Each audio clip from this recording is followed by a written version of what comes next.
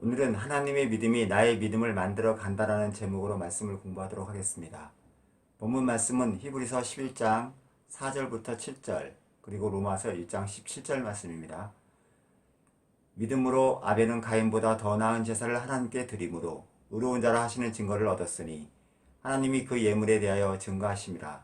저가 죽었으나 그 믿음으로써 오히려 말하느니라. 믿음으로 에녹은 죽음을 보지 않고 옮기었으니 하나님이 저를 옮기심으로 다시 보이지 아니하리라. 저는 옮기기 전에 하나님을 기쁘시게 하는 자라 하는 증거를 받았느니라. 믿음이 없이는 기쁘시게 못하나니 하나님께 나아가는 자는 반드시 그가 계신 것과 또한 그가 자기를 찾는 자들에게 상 주시는 이심을 믿어야 할지니라. 믿음으로 노아는 아직 보지 못하는 일에 경고하심을 받아 경외함으로 방주를 예비하여 그 집을 구원하였으나 이로 말미암아 세상을 정죄하고 믿음을 쫓는 의의 후사가 되었느니라. 로마서 1장 17절 말씀입니다. 복음에는 하나님의 의가 나타나서 믿음으로 믿음에 이르게 하나니 기록된 바 오직 의인은 믿음으로 말미암아 살리라 함과 같으니라. 지난주에 우리는 거짓 선지자와 좁은 문에 대해서 공부하였었습니다. 지난주 공부할 때 넓은 문으로 들어가는 자는 많고 좁은 문으로 들어가는 자는 적다라는 부분에 대해서 넓은 길로 가는 자는 70% 정도, 좁은 길로 가는 자에 대해서는 30% 정도 이렇게 이해하면 안 되시는 거라고 말씀드렸고요. 우리는 모두가 다 넓은 길로 갈 수밖에 없는 자들이었는데, 즉 사망의 길로 가는 자들이었는데, 그러면 이제 좁은 길, 생명의 길로 가는 자들은 없었다는 거죠. 그 길로 하나님께서 갈 수 없도록 막아놨는데 오직 예수 그리스도의 은혜만으로 우리가 그 길을 갈 수 있는 자가 되었다. 이렇게 기억하시면 감사하겠습니다. 오늘 본문 말씀, 오늘 공부하는 가운데 중에서도 더 나은 제사를 드렸다는 부분이 나오는데 어떤 것은 조금 더 나은 제사고 어떤 것은 좀 못하다는 제사로 이해하시면 안 되는 거라는 것을 서두에 말씀드리면서 시작하고 싶습니다. 오늘 히브리서 11장 4절 나오는 믿음으로 아벨은 더 나은 제사를 드렸다는 내용에서 그 믿음의 내용과 종교개혁가였던 루터가 고백하였던 로마서 1장 17절 말씀, 의인은 믿음으로 말미암아 살리라 라고 해서 그 의인이 어떤 믿음으로 살아간다 라는 내용에 대해서 오늘 아까 제목 말씀드렸던 하나님의 믿음이 나의 믿음을 만들어 간다는 제목으로 말씀을 공부하도록 하겠습니다. 본문 살펴보시죠. 4절에 보시면은 아벨은 믿음으로 가인보다 더 나은 제사를 드렸다고 합니다. 여기서 우리가 이 본문을 해석함에 있어서 아벨은 양치는 자였기 때문에 양을 잡아서 양의 피를 흘려 하나님께 피의 제사를 드렸기 때문에 그 제사는 받았고, 또 가인은 땅의 수산인 곡식으로 하나님께 제사를 드렸기 때문에 곡식의 제사는 받지 않았다. 그래서 우리는 요 해석을 함에 있어 가지고 아벨이 피의 제사였던 믿음의 행위를 하나님께 드렸기 때문에 하나님께서 기뻐하셨고, 또 아벨의 제사는 받지 않았다. 그렇게 해석할 수가 있습니다. 구속사적인 해석으로 우리가 피의 제사를 설명하면서 아벨의 제사를 설명하는 부분이 있는데요. 그러나 우리가 드리는 제사 중에서는 동물을 잡아서 죽여 번제물로 드리는 제사가 있고, 또 곡식을 태워서 드리는 소제도 있거든요. 그러면은 하나님께서 번제는 받으시고 소제는 안 받으신다 그런 내용이 아니라 번제와 소제 모든 제사는 하나님께서 받으시는데, 이렇게 우리가 이해했을 때 아벨의 제사가 꼭 피의 제사였기 때문에 받았다라는 해석은 왠지 오해 소지가 있습니다. 그러면은 왜 하나님께서 받으신 그 아벨의 제사는 하나님께서 받으셨느냐라는 그런 부분에 대해서 우리는 공부를 해봐야 됩니다. 그러면 조금 그 본문을 창세기에 가서 어떻게 기술되어 있는지 한번 살펴보도록 하겠습니다. 창세기 4장 5절과 6절을 한번 들어가 보시죠. 아벨은 자기도 양의 첫 새끼와 그 기름으로 드렸더니 하나님께서 아벨과 그 제물은 연락하였으나 가인과 그 제물은 연락하지 아니하신지라. 가인이 심히 분하여 안색이 변하니. 그렇게 기술되어 있습니다. 창세기에서의 설명은 하나님이 받으시는 제사는 어떤 드렸던 제물에 초점이 맞춰 있는 게 아니라 제사의 방법의 문제가 아니었던 것을 설명하고 있습니다. 먼저 가인은 결국 그 제물을 드린 사람에게 하나님이 관심이 있다라는 내용으로 이 말씀을 이해할 수 있습니다. 하나님께서 연락받으시는 것은 아벨을 연락받으시고 그 제물도 함께 연락받는 거죠. 우리가 그전에 한번 공부했던 것처럼 아벨이라는 의미는 nothing, 아무것도 아니다, 자기는 흙이다, 먼지였다라는 것을 하나님께 고백하는 자기 부인이 있는 그러한 하나님께 믿음의 제사를 드린 것이다. 그렇게 성경을 이해하시면 이 문구가 쉽게 이해됩니다. 제물과 제사를 드리는 방식이 아니라 하나님이 어떤 것을 드렸다, 하나님께 어떤 것을 드렸다라는 거에 하나님 초점이 있는 거죠. 그래서 우리는 로마서 12장에 사도 바울의 고백이 너의 몸을 하나님이 기뻐하시는 거룩한 산 제사로 드리라, 너의 몸을 제사로 드리라는 말씀이 이렇게 연결되는 것으로 볼 수 있습니다. 이처럼 믿음이라는 것은 어떤 땅에 보이는 것, 우리들의 행위, 이런 차원의 것이 아니라는 것이죠. 자, 그러면은 히브리서 4장부터 7절까지 쭉 나오는 말씀을 보시면은 믿음의 어떤 원인이 이 땅에 있는 것으로서 보상이 되지 않는다는 것을 보여줍니다. 그 부분을 조금 더 살펴보죠. 믿음으로 아벨은 의로운 자라는 증거를 받았는데 형인 가인에게 처죽음을 당해서 결국 이 땅에서 사라집니다. 또 에녹은 하나님과 동행을 하는 은혜를 받습니다. 그러나 그 당시에 인간 수명은 한 900세 이상이었는데 365세 반도 안 되는 수명에 본향으로 돌아가서 이 땅에서 이별을 가져옵니다.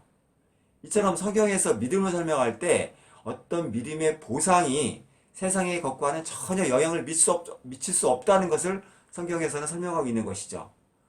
그런데 우리 신앙인들이 믿음이 있어서, 믿음이 좋아서, 믿음이 커서 우리는 11조를 많이 드리고, 또 11조를 많이 드리고 하나님께 봉사와 어떤 것을 많이 했더니 하나님이 나에게 많은 축복을 해주셨다. 결국 이 땅에 있는 것과 믿음과 연관시키고 있는 것, 이것은 적절한 해석이라고 볼 수 없는 겁니다. 본문 7절 말씀에도 믿음으로 노아는 아직 보이지 않는 일에, 즉 보이지 않는 하나님의 명령을 쫓아 120년 동안 방주를 만들었다, 이렇게 등장하는 겁니다. 결국 믿음과 하나님과의 관계가 있는 것이라는 거죠. 노아는 눈에 보이는 어떤 것을 그 믿음의 대가로 꿈꾸지 않았다는 부분을 성경은 기록하고 있습니다. 즉 믿음의 보상은 이 세상에 눈에 보이는 것과는 아무런 관계가 없다는 것을 다시 한번 말씀드립니다.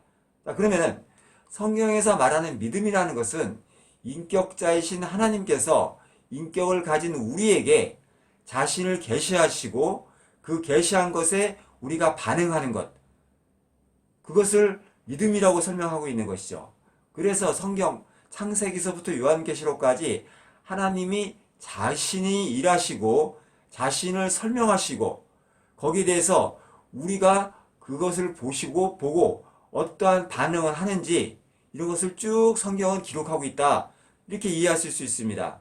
그런데 이제 아까 말씀드렸던 로마서 1장 17절에 복음에는 하나님의 의가 나타나서 믿음으로 믿음에 이르게 하나니 기록된 바 오직 의인은 믿음으로 말미암아 살리라, 이렇게 기록된 부분에 대해서 사도 바울이 복음을 어떻게 설명하고 있는지에 대해서 한번 살펴보겠습니다.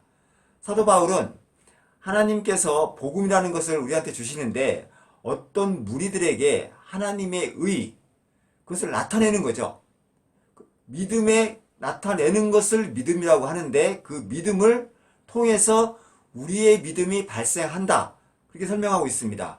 그래서 의라는 것을 갖다 설명함에 있어서 어떤 관계를 맺고 있는 존재가, 즉 하나님이 그 관계를 맺고 있는 대상에 대해서 자신이 그들과 맺은 책임과 의무, 결국 언약이죠. 언약을 성실하게 수행해내는 것을 의라는 것으로 설명하고 있습니다. 자, 다시 한번 설명해 볼게요. 하나님께서 인간을 행한 자신의 약속이었던 그 언약을 설명해 내시면서 그 자신의 의인데 그 의를 성도들에게 보여줍니다. 그거는 하나님의 의를 보여줌으로 인해서 또 성도들은 그 하나님의 의의 성실하심을 보고, 아, 이게 진짜 하나님, 멋진 하나님이시구나 라는 것을 고백하는 것, 그것을 또 이제 믿음으로 나타낸다, 그렇게 볼 수 있는 것이죠. 자, 그래서 믿음에는 우리가 두 가지가 있습니다. 첫 번째, 뭐 성경에 딱 그런 문구가 나오는 건 아닌데요.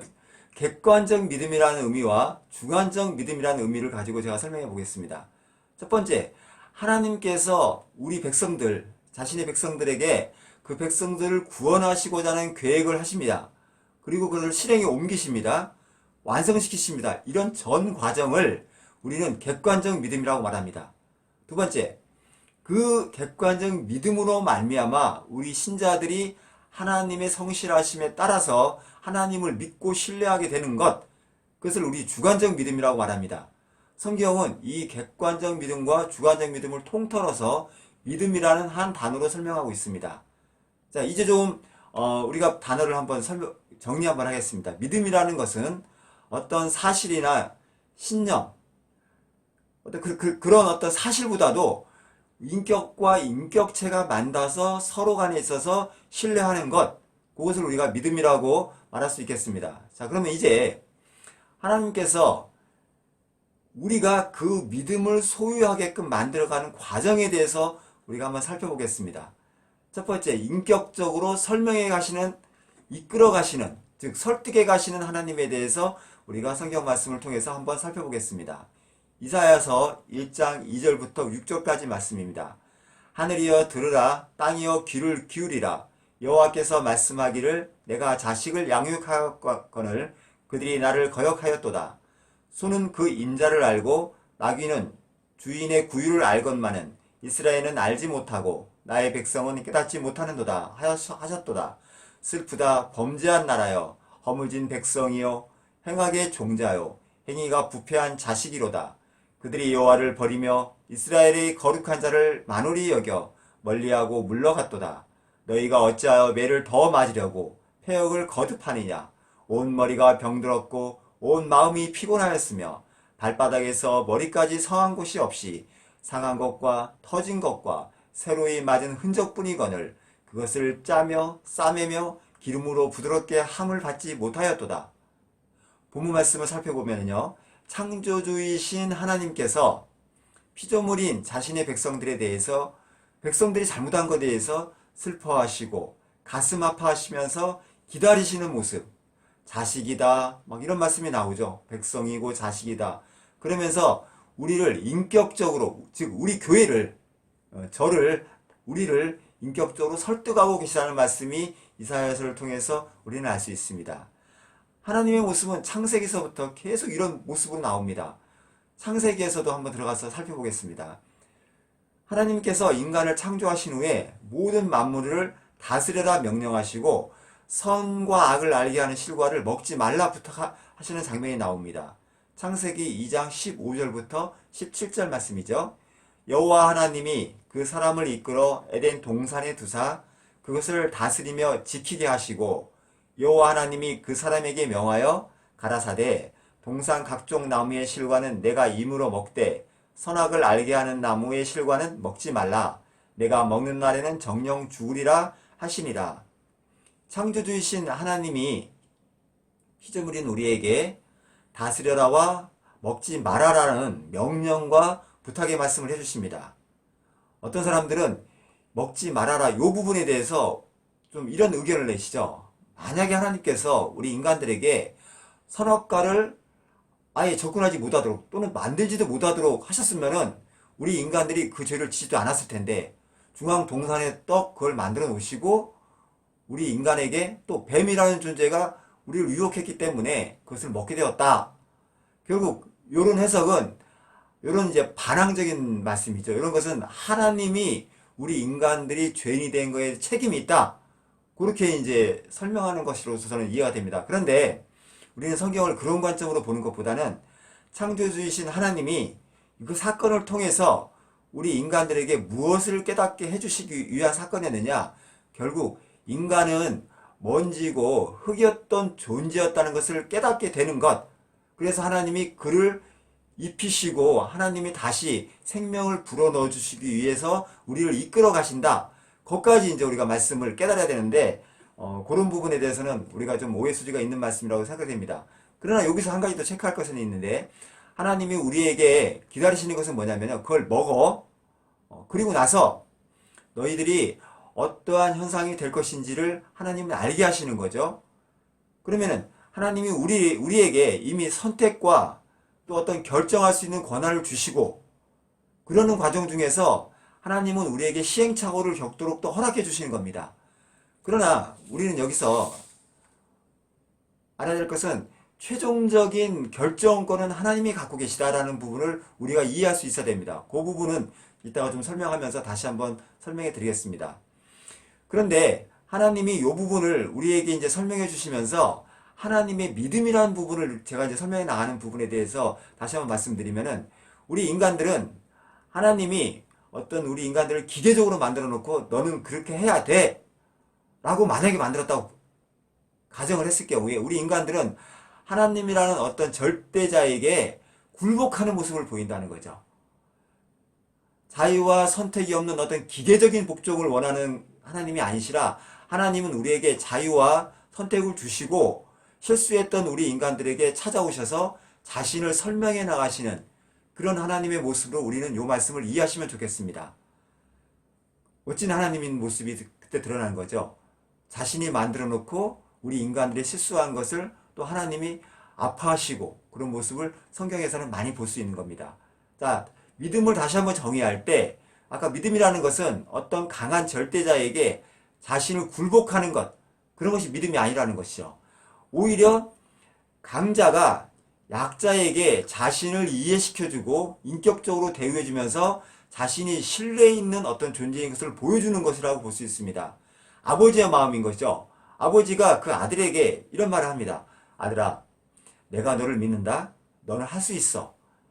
그 어려운 과정을 잘 이겨내기를 아빠는 너를 신뢰함으로 믿는다. 이런 단어를 쓸 때 그 믿음은, 아버지의 믿음이 바로 그 아들에게 영향력을 주는 것, 그렇게 이해할 수 있습니다. 자, 그러면 이제 아버지의 믿음, 즉 하나님의 믿음이 무엇인지에 대해서 히브리서 11장 8절에 들어가서 한번 살펴보겠습니다. 우리가 믿음의 조상은 아브라함이죠. 아브라함을 통해서 하나님은 본인이 어떻게 아브라함을 믿음의 사람으로 만들어 가는지, 그 과정을 우리가 한번 공부해 볼 필요성이 있습니다. 히브리서 11장 8절 말씀입니다. 믿음으로 아브라함은 부르심을 받았을 때 순종하여 장래 기업으로 받을 땅에 나갈새 갈 바를 알지 못하고 나갔으며, 아브라함이 믿음으로 갈대아 우르를 떠났다는 히브리서 기자가 표현하고 있습니다. 자, 스데반의 설교 내용 중에서도 그 부분이 하나 나오는데요. 사도행전 7장 2절부터 4절까지 한번 살펴보겠습니다. 스데반이 가로되 여러분 부형들이여 들으소서. 우리 조상 아브라함이 하란에 있기 전에 메소포타미아에 있을 때 영광의 하나님이 그에게 보여 가라사대 내 고향과 친척을 떠나 내가 내게 보일 땅으로 가라 하시니, 아브라함이 갈대아 사람의 땅을 떠나 하란에 거하다가 그 아비가 죽음에 하나님이 그를 거기서 너희 시방 거하는 이 땅으로 옮기셨느니라. 그런 말씀이 있습니다. 아브라함이 갈대아 우르에 있을 때 하나님께서 아브라함에게 나타나셔서 그것을 떠나라고 명령하시고, 그때는 아브라함이 하나님을 알지 못하고 갈 바도 알지 못했다라고 기록하고 있죠. 아브라함은 그 당시에 어떤 믿음이 있었던 대상이 아니었습니다. 그는 우상을 만들어 팔던 그 가족의 바로 이제 데라의 아들이었던 거죠. 그 사람에게 하나님을 믿는 믿음이 있었다라고는 우리가 볼 수 없습니다. 자, 우리가 그 부분을 또 창세기 12장 1절부터 4절까지에서 한번 찾아보겠습니다. 하나님께서 아브라함에게 이르시되 너는 너의 본토 친척 아비집을 떠나 내가 내게 지시할 땅으로 가라. 내가 너로 큰 민족을 이루고 내게 복을 주어 내 이름을 창대케 하리니 너는 복의 근원이 될지라. 너를 축복하는 자에게는 내가 복을 내리고 너를 저주하는 자에게는 내가 저주하리니 땅의 모든 족속이 너를 인하여 복을 얻을 것이니라 하신지라. 이에 아브라함이 여호와의 말씀을 쫓아갔고 롯도 그와 함께 갔으며 아브라함이 하란을 떠날 때에 그의 나이 75세였더라. 자, 여기 창세기 12장부터 14장에 걸쳐서 아브라함에게는 여러 가지 사건이 나타납니다. 그 사건을 몇 개만 제가 말씀드려 보겠습니다. 가나안에 들어갔더니 가뭄이 심하여서 애굽으로 내려가는 장면이 나오죠. 애굽으로 내려갔더니 애굽 바로 왕이 나타나죠. 바로왕이 무서워서 그의 아내였던 사라를 누이라고 속여서 그에게 넘깁니다. 그러나 그 사건에서 나타나는 사건은 어떤 사건이 나타나면 하나님께서 바로왕에 나타나서 책망을 하시면서 오히려 아브라함은 노비와 양과 염소 많은 가축과 은과 금을 받아서 아브라함이 부자가 됩니다. 이 사건을 통해서 아브라함은 깨닫는 것이 하나 있습니다. 하나님이라는 존재는 이 땅에 있는 바로보다 더 강하고 크신 자라는 것을 그가 알게 되는 거죠. 하나님을 조금 알게 되는 사건입니다. 두 번째, 롯과 헤어지는 사건이 나옵니다.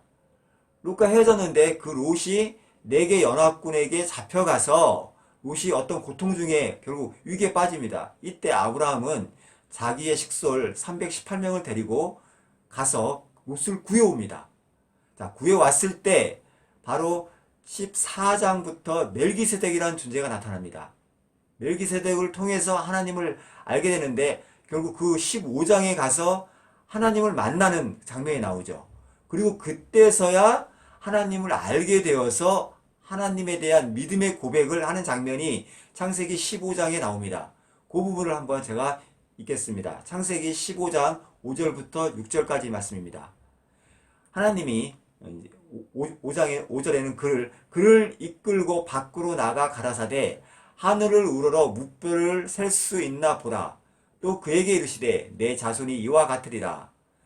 아브라함이 여호와를 믿으니 여호와께서 이를 그의 의로 여기시고 그렇게 나옵니다. 창세기 12장부터 시작된 여정은 15장에 가서야 여호와를 믿습니다라는 고백이 나옵니다. 첫 번째, 두 번째 사건, 몇 가지 사건을 통해서 하나님을 알게 되는 거죠. 그런데 히브리서의 기자는 갈대아 우르에서 나올 때 아브라함이 믿음으로 나왔다고 기술하고 있습니다. 그 부분 다시 한번 보실까요?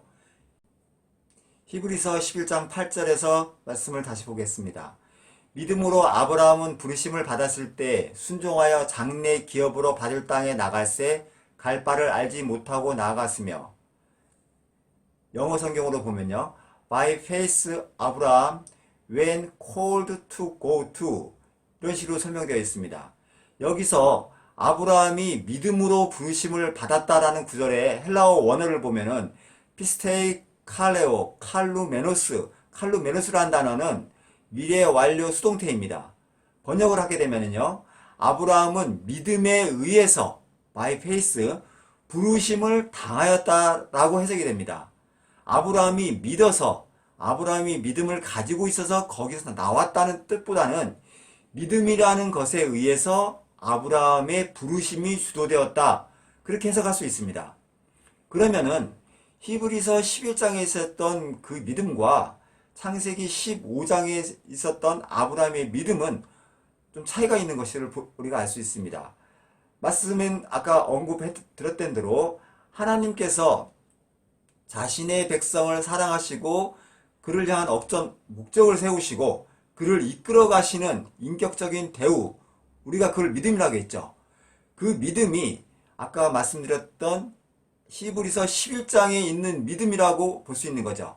바로 그 믿음이 아브라함을 불렀고 그 아브라함을 이끌어 간다.